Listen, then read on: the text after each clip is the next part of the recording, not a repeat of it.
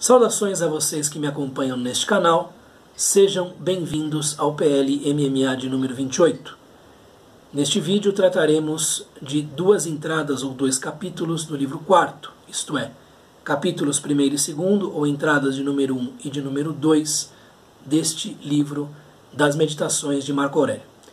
A tradução de que faremos uso é a de Dona Virgínia de Castro e Almeida, em domínio público. Você pode acompanhar o texto que será lido e discutido neste vídeo pela descrição aqui embaixo, como sempre.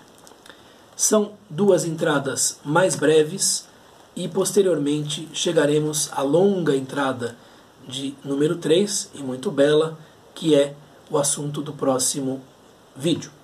Mas vejamos aqui o que Marco Aurélio coloca escrito de si para si em primeiro lugar neste livro 4. 1.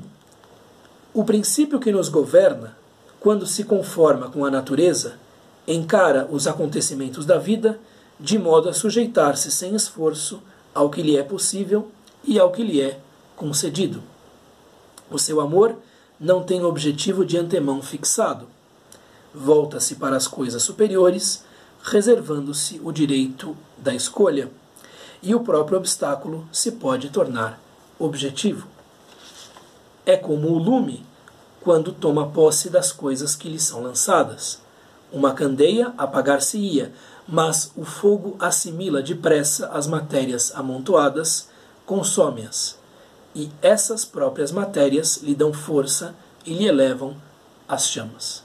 Muito bem, uma meditação das mais interessantes, porque é deste trecho, que saiu aquela divisa que virou o título de um livro de Ryan Holiday, The Obstacle is the Way. O obstáculo é o caminho. É mais ou menos o que está escrito aqui na primeira entrada do livro 4. E é uma das reflexões mais caracteristicamente estoicas de Marco Aurélio e mais típicas do próprio conjunto das meditações, porque nós vemos aqui Marco Aurélio exortando a si mesmo a considerar a vida, qualquer que ela venha a ser, qualquer que ela seja, algo digno de ser encarado, enfrentado, e exortando a si mesmo para que ele tenha coragem de aceitar tudo o que venha de fora, tudo o que venha dos deuses, do destino, da fortuna, deem o nome que quiserem a esta instância exterior, como algo para o qual o ser humano tem condições de dar resposta. Então esta é a ideia que está aqui. O princípio que nos governa é o Kyrie, na verdade, é um mestre interior. Um mestre interior é a tradução que Seabra coloca. Então esse mestre interior, aquilo que nos guia interiormente, quando se conforma com a natureza, ora, todo o objetivo de uma filosofia como a estoica era buscar essa conformação com a natureza, era fazer o ser humano entender quais são essas leis naturais, para que ele não vivesse enganado, iludido, para que ele não se engambelasse a si próprio, por assim dizer, com ilusões, com coisas que não podem se concretizar. Então ele precisa saber que ele está sujeito a doenças, que ele está sujeito a acidentes, a perder pessoas que estão a seu lado, que ele está sujeito, por fim, à própria morte, à necessidade última, para que ele não se engane com relação às possibilidades, talvez ruins, que a vida pode proporcionar. Então, saiba quais são as regras do jogo, que estão inscritas na natureza, e encare os acontecimentos de maneira corajosa. Encara os acontecimentos da vida de modo a sujeitar-se sem esforço ao que lhe é possível e ao que lhe é concedido. Então, tome aquilo que a vida lhe dá com coragem e mesmo, quando se trata de coisas boas, com um espírito de gratidão. Então, passe pela vida de maneira galharda, de pé, por assim dizer. O seu amor não tem objetivo de antemão fixado. O que é esse objetivo de antemão fixado? É um tipo de objetivo que desviaria o ser humano de uma vida reta, de uma vida que fosse a mais virtuosa possível.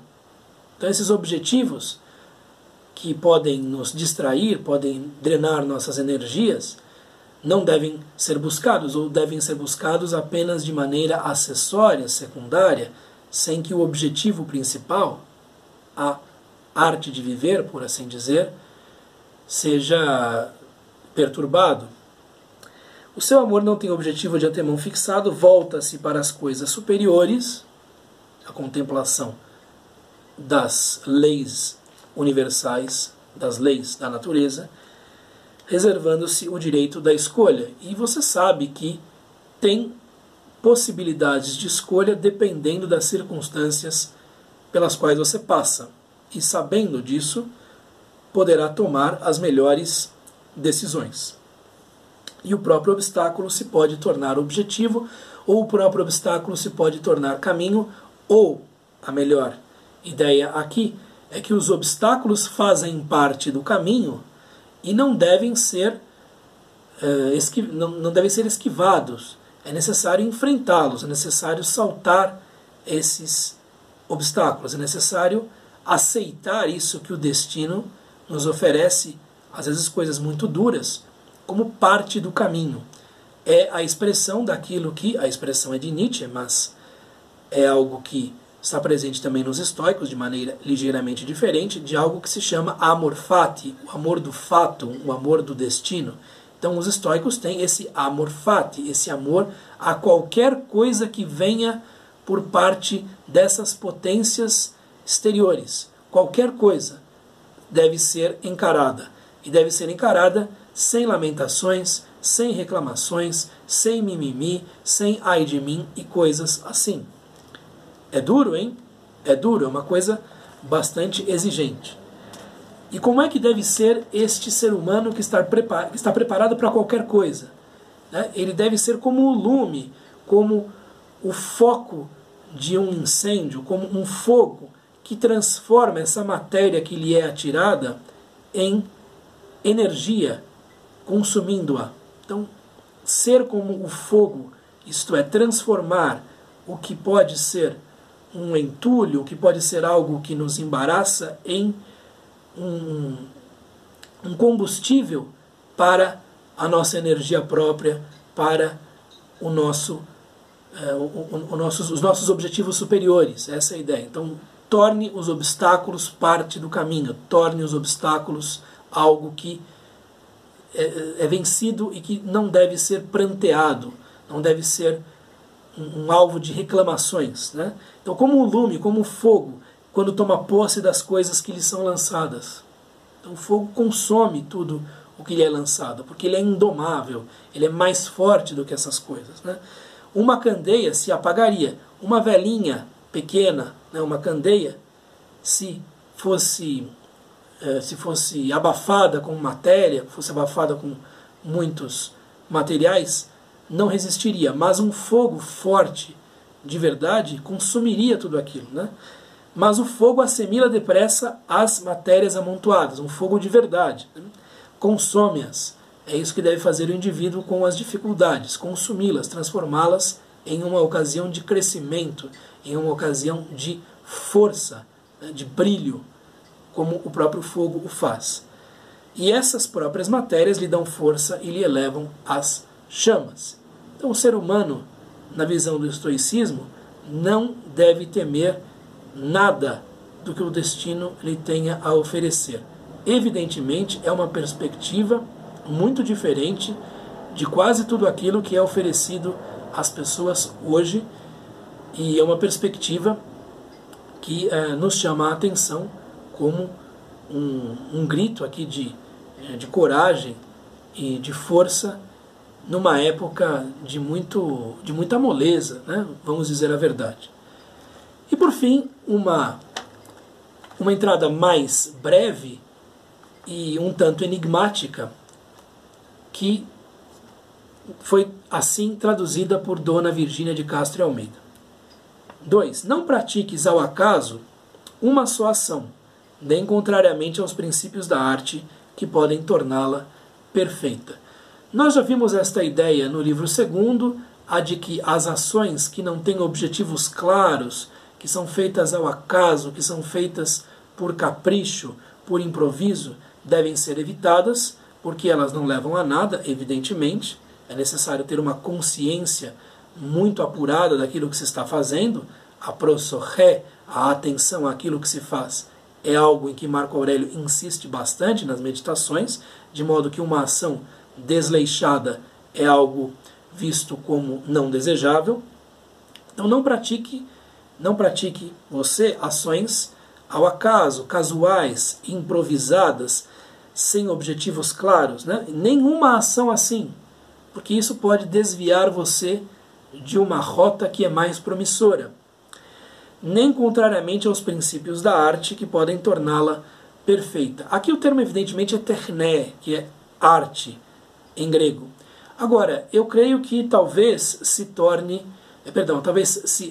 trate de um caso em que estamos falando da arte de viver, né, da techné bio, da arte da vida. Então, essa arte da vida exige consciência, exige vigilância, exige atenção. E essas ações descuidadas, desleixadas, relaxadas, não são algo que deva ser praticado e nem mesmo desejado. Então confie nessa arte de viver, que é ensinada pela filosofia e que busca ações as mais perfeitas possíveis. Esteja sempre consciente daquilo que está fazendo, preste atenção àquilo que você faz, porque a sua possibilidade de errar diminui consideravelmente. A tradução que Seabra coloca para este trecho é a seguinte: não executes nenhum ato ao acaso, nem de outra maneira, senão conforme o estudo apto para a complementação da arte, né? De uma maneira mais literal aqui, mais próxima do texto original, mas a ideia que se depreende também desta tradução de Seabra é mais ou menos a mesma: vigilância, atenção, consciência. Então vimos neste vídeo mais breve estas duas entradas iniciais do livro 4.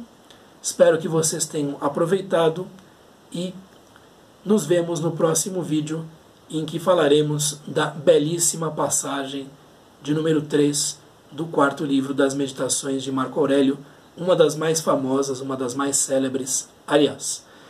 Eis o que eu tinha a lhes dizer por este vídeo. Um abraço, até a próxima. Tchau!